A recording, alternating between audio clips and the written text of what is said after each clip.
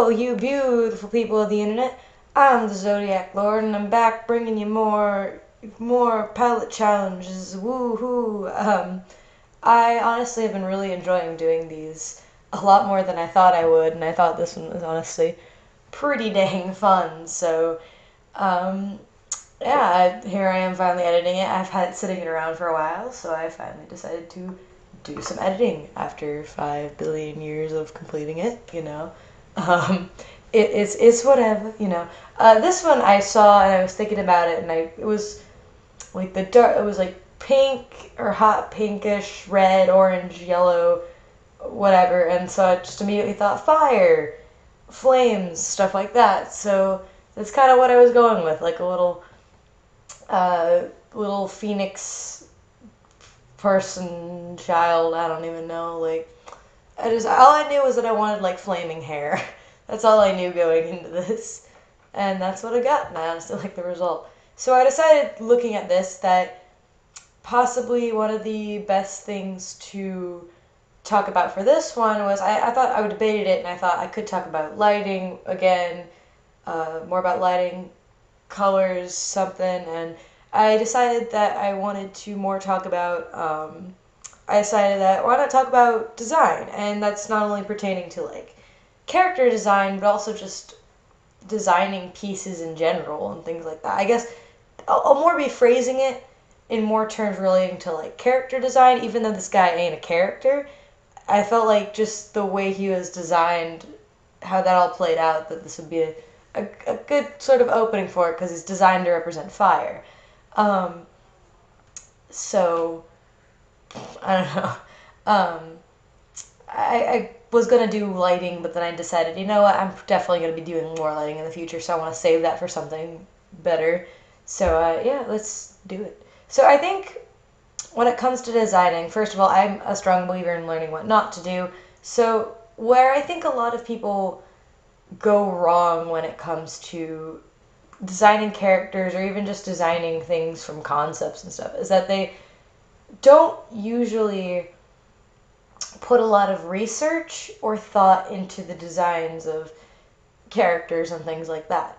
Um, and honestly, that's understandable. I mean, I didn't originally, when I created characters, most of the time when people are first creating characters or designing things, there's often a lot of just throw in everything I want to throw in there and, and see what the result is. And most of the time, the results are pretty eh.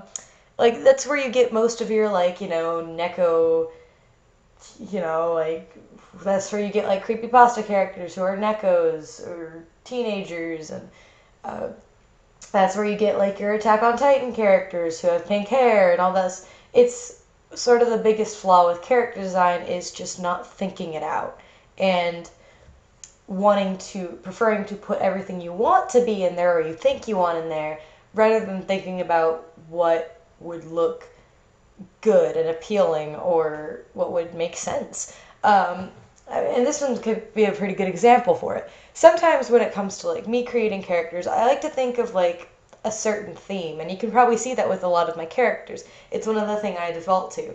Like this one was supposed to be fire, so I just kind of thought, okay, like give him the flaming looking hair for fire, give him these wings that faded to yellow like flames, things like that. Um, and like you can even see in other characters like Morganite, one of my many many gem characters. She's based all around hearts. That's where her design comes from. That's even where her character comes from. You can look at even you can look at Infinity. She's based on space and infinity and things like that. That was her original design. She was created off of the number infinity. So, design has a lot, like, you just thinking designs through can make really interesting designs. Like, if you're not even basing it off of something, just think about things that would make sense. Think about the character's life. Think about their personality. What would someone like that want to look like? Because a lot of the time, we make them look how we want them to look, but we don't always seem to think of, what a lot of people don't think about is how would your character want to look? Because, I might I look the way I do. I'm all a big fan of, you know, t-shirts, and like I wear glasses. I don't really like contacts that much. You know, I wear tennis shoes and jeans 24/7. And there's other people who are just like, oh, why would you, like, you know, who are totally all about shorts and tank tops and things like that. It just depends on the person. So a lot of times you'll see people who will design their characters based on, this is how I want them to look, and not thinking more about how would they want to look. It's you know, it's a sort of process of, you gotta try and you need to break out of the habit of just making things look a certain way because that's what you want it to look like. Um, and that's a hard thing to break out of, I should know. I mean, the first character I made, and she was, she wasn't as bad as you'd think she would be. She was bad, don't get me wrong. The whole story and universe is bad. I'm gonna fix it one day, but everything I put into her was nonsensical. It was just stuff I wanted, stuff that I thought looked pretty. She had this unbelievably long hair. She had this dress that dragged on the ground. She didn't have anything over her shoulders, and you know what's even better? She's a fighter, and she was the most ladylike of people. Which, and if you think about it, just think about those two things together. It doesn't make sense, does it? So, I think a good way to breaking out of the habit of designing things either the same way or constantly designing things how you want to and not thinking about it very much is actually personification. And I am a lover of personification. I love personifying things. Like, half of my characters, there's so many characters I have, many of which whom don't even end up online, who are just personifications. And I find it a very good way to sort of expand, like, creating characters, because personifying some things are easier than others. Like, I can name a lot of the typical ones, like personifying elements, personifying colors, personifying, like, the 7 deadly sins. Those kind of things are usually typically easy. That's why so many people have done them, and they're fun to personify, and there's so many different interpretations of that kind of thing. And if you even want to delve in deeper, you can start challenging yourself, like, I've personified, like, planets before. I personified seasons. I personified months of the year. I've personified practically everything. But it's actually a really good way to sort of force yourself to step out of your comfort zone a little bit, because some things that you personify, you can't make it how you want them to be while still keeping them the personification. If you catch my drift. If you challenge yourself to make something totally based around one word, around one phrase, around one idea, you can get some really, really fun and interesting results. And I mean, if you're having problems designing something, designing a character, even just designing just a personification, just think, like, sometimes it's better. I think also another place where people go wrong is that people put the design before the personality and the actual character. They'll often jump right in and they'll design something and not give them anything until after they're done designing, which isn't a death sentence. I've designed characters before they got personalities. I have so many adoptables, which are designs that I've bought and then I add personalities later.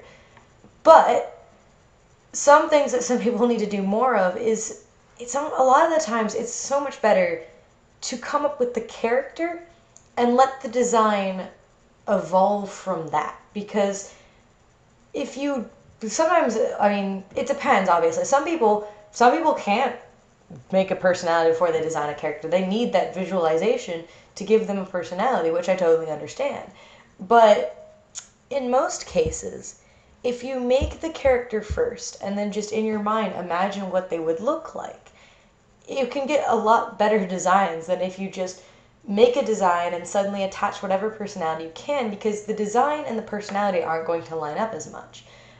When you design a character based off a personality or a story, you get more, like, you get, how's the best way to put it?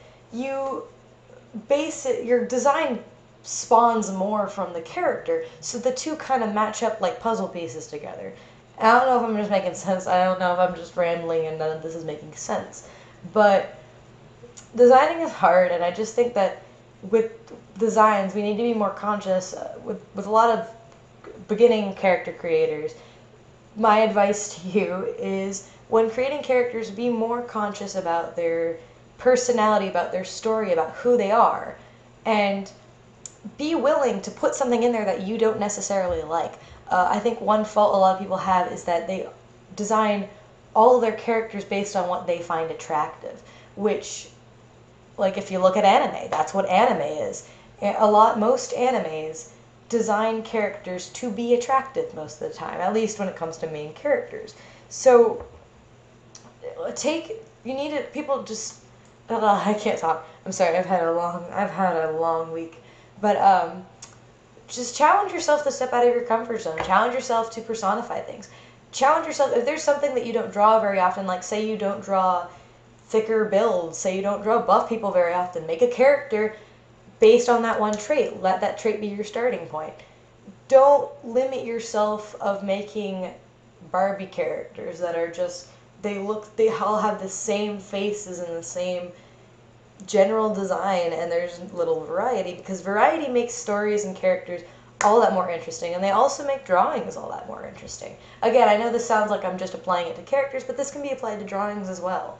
But anyway, I hope that rambling helped. I know this one was kind of nonsensical, and I know this one doesn't really have much to do with the drawing itself, but I don't know. I want to try and do something different for everything, and I don't want to have every topic I talk about in these be lighting, shading, whatever, So anyway, I hope you guys enjoyed. I will see you in the next video, whatever it may be. Hopefully, I hope I will have my tablet fixed by this weekend so I can do Fuse Tuesday. If not, as much as it pains me, I will just have to do it next week. I won't be able to have if that happens, I won't have a special video like I did this Tuesday, but I'll make some kind of video for Tuesday. I won't just leave you guys with nothing, so. Anyway, I hope you enjoyed this video, this little ramble of mine, and I'll see y'all in the next video. Zodiac out.